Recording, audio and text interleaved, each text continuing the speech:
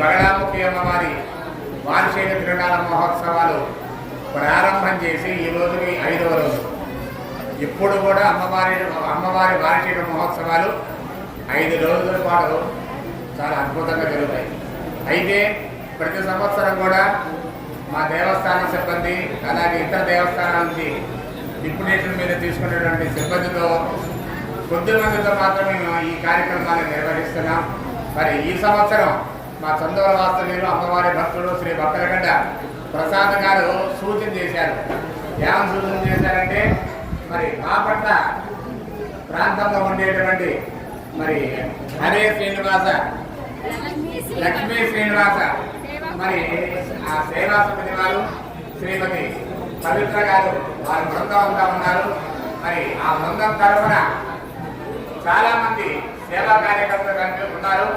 వారి అందరి సేవలు మనం కొనసాగించుకోవచ్చు అని చెప్పేసి చెప్పడం జరిగింది. చెప్పినది ఇవాళ నిన్న చెప్పిన మాట కాదు, దాదాపుగా 5-6 మాసాల క్రితం చెప్పారు.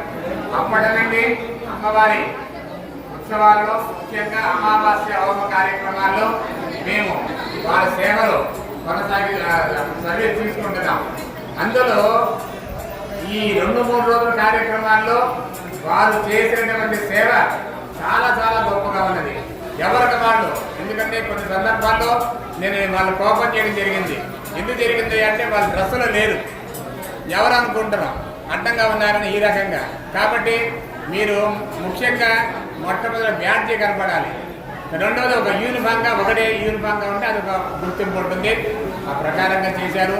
మీ అందరికీ కూడా మనస్ఫూర్తిగా ధన్యవాదాలు తెలియపరుస్తూ, మరి ఈ కార్యక్రమాన్ని మీ ద్వారా మాకు అప్పచెప్పినటువంటి భక్తలగడ్డ ప్రసాద్ గారికి మా దేవస్థానం తరఫున చిన్న చిరు సత్కారం చేస్తున్నాం.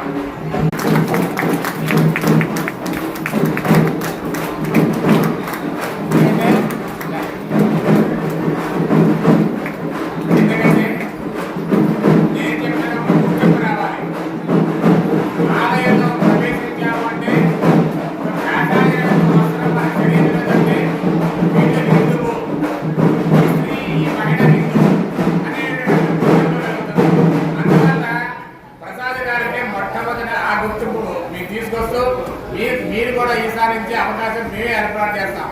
టాటా రేపు డబల్ కూడా అన్ని ఏర్పాటు చేస్తాము. ఎండ వేసుకోగానే మీరు ఏ డ్రెస్లో ఉన్నా సరే వీళ్ళు దేవస్థానం కార్యకర్తలు అనేటువంటి గుర్తింపు మీకు లభిస్తుంది. మళ్ళీ మీ అందరి సహకారం మళ్ళీ మనం తీసుకుంటాం. మీరు చేసినటువంటి సేవకి మరొక ధన్యవాదాలు తెలియపరుస్తూ